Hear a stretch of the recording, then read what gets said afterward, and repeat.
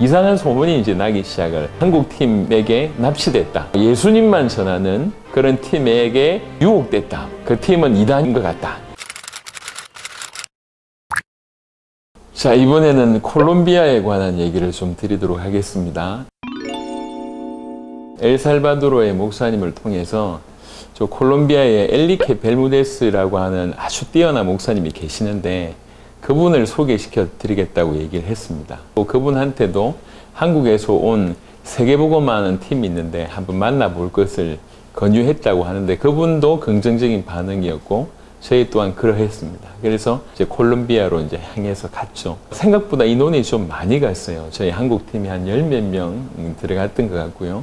그리고 이제 이 엘살바도르 목사님도 가셨고요. 엘리케 벨무데스라고 하는 목사님께서 이렇게 많은 인원이 올 줄 몰랐다는 거죠.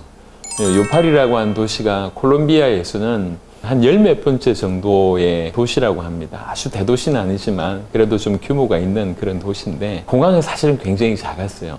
근데 거기에 이제 저희가 뭐 10몇 명 이렇게 가버리니까 이분이 좀 많이 당황했던 것 같습니다. 숙소까지 모시는데 애로 사항이 좀 있고 일 처리가 좀 수월하게 안 됐기 때문에 벨무데스 목사님이 마음이 언짢았던 것 같습니다. 그런 상황에 숙소에서 잠시 미팅을 가셨는데 저희도 이분을 자세하게 모르고 이분 또한 저희를 자세하게 모르니까 그냥 형식적인 인사를 가셨던 것 같습니다.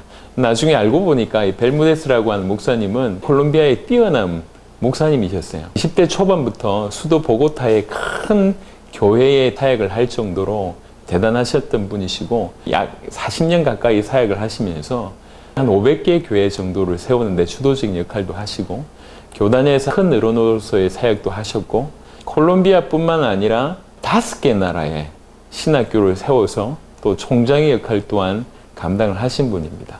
부흥사로서도 대단합니다. 그래서 어떤 경우에는 부흥사 하셨을 때 10분 동안 수백 가지의 기적이 일어나기도 했다고 하시더라고요. 카리스마 또한 보통이 아닙니다.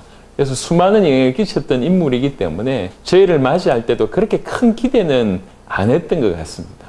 또 우리도 이렇게 대단한 분인지는 몰랐다는 거죠. 두 번째 날에 첫 번째 사역이 라디오 방송국에서의 사역이었습니다. 그 사회하시는 목사님께서 콜롬비아를 왜 왔는지 당신들이 전하는 내용이 뭔지를 좀 소개해달라 그래서 메시지를 하는 중에 이 사회하시는 분도 질문을 해놓고 저희 메시지를 듣지 않고요.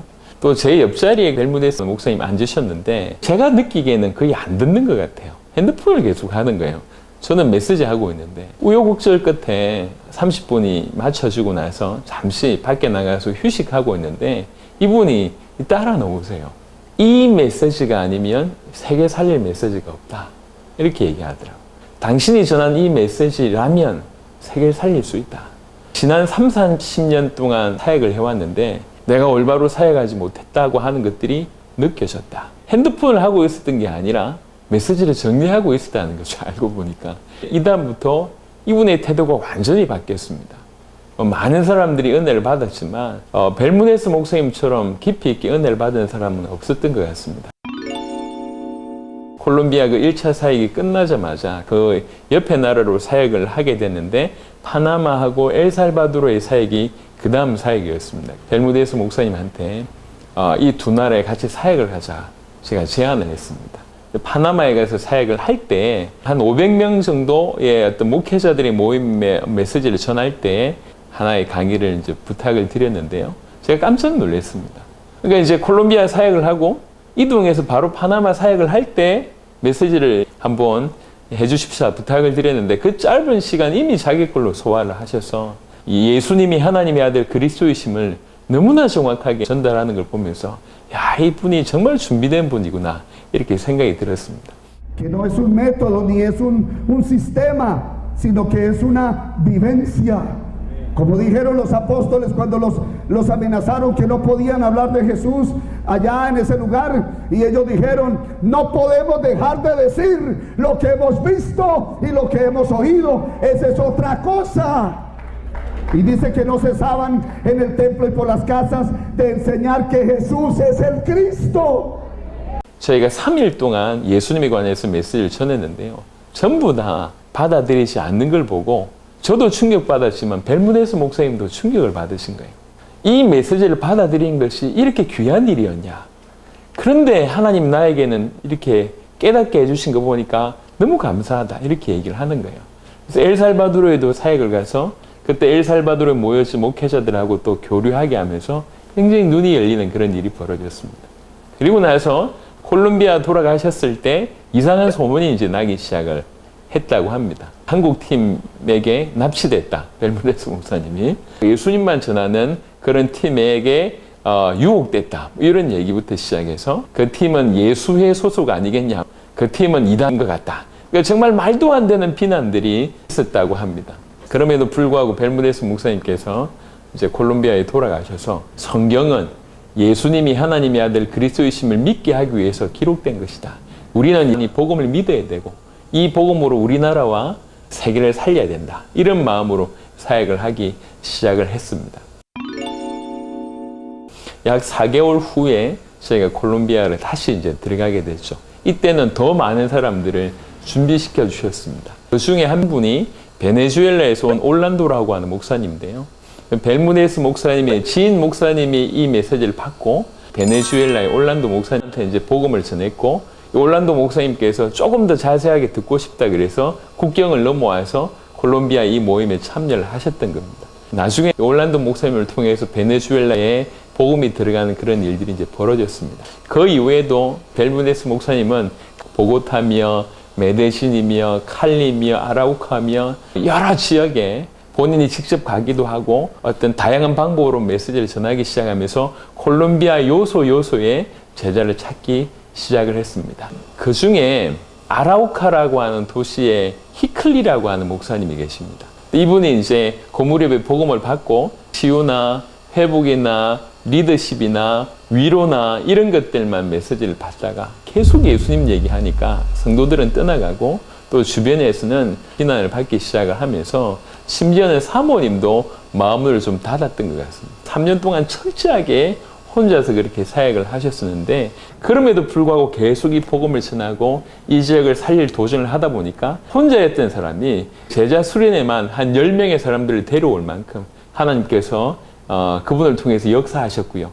이런 분들이 콜롬비아 요소에서 일어나기 시작을 했습니다.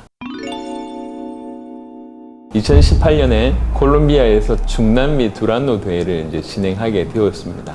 5개 대륙, 16개 나라에서 한 100여 명 정도의 사역자가 하세요. 콜롬비아 9개 도시에 이렇게 들어가서 사역을 도왔습니다.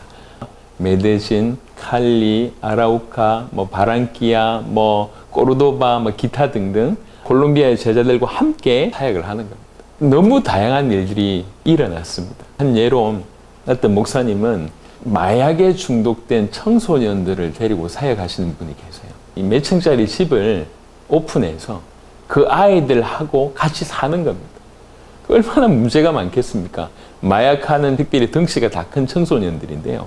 그러니까 이제 층층마다 이렇게 자물쇠로 잠그고 사실 자기 목숨이 위험할 수 있는 그런 상황임에도 불구하고 그 아이들 수십 명하고 같이 살면서 사역을 하는 목사님이 계셨는데 이 목사님이 복음을 깊이 받으면서 정말 우리 아이들에게도 필요하고 우리나라에도 필요한 것이 예수님을 똑바로 알려주는 것이다.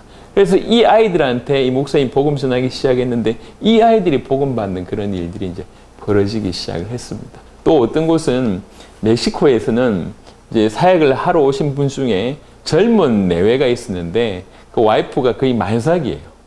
그 몸을 이끌고 이 보고타에서 비행기 내려가지고 먼 도시까지 이동해서 가서 사역을 하고 서로 도와주는데 이런 도와주는 모습을 보고 또 콜롬비아에 있는 성도들은 은혜 받는 이런 일이 이제 벌어진 겁니다.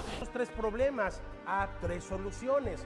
Soluciones que el hombre no puede dar por sí mismo. Nos damos cuenta que todo nos lleva al Hijo y que el Hijo es el que nos va llevando al camino al Padre. No hay nada más que hacer porque Él completó la obra en la cruz y en la resurrección. Testificar la verdad, no diluir la palabra de Dios, es hablar el evangelio de la Biblia, el único que puede resolver el problema fundamental del hombre de haber estado separados. Y el amar al prójimo es compartirle la vida.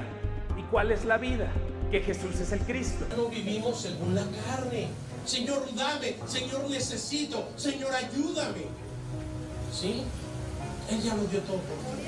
No es lo que tú creas o lo que tú pienses, no es lo que dice el Espíritu Santo que es. 흩어진 9개 도시에서 다 은혜를 받고요. 그리고 이제 요팔이라고 하는 곳에 모여서 이제 마지막 수련회를 하는데 아라우카의 히클리 목사님은요 8시간 동안 오토바이 타고 와서 이제 집회를 참여하고 은혜를 나눈 그런 일이 벌어졌습니다. 그 이후에 지금 콜롬비아를 살리는 시도들을 계속 하고 있습니다. 최근에 들리는 소식은 교회당까지 다 정리했습니다. 집에서 예배를 드리면서 한 푼이라도 교회당에 나가는 돈도 모아서 우리나라 살리는 데 쓰는 게 합당하다. 세계복음만 하는 데 합당하다. 교회 성도들 중에 일부는 콜롬비아 복음을 위하여 재정이 필요하다. 이래가지고 밖에서 빵 팔고 이런 돈 모아가지고 콜롬비아 사역을 하고 있다는 얘기를 들었습니다. 이렇듯 자기의 어떤 교회나 어떤 자기의 사역을 넘어서서 우리나라 복음화를 이루고 주님 오실 길을 준비해야 되겠다. 이런 제자들이 콜롬비아에서도 계속 일어나고 있습니다. 감사합니다.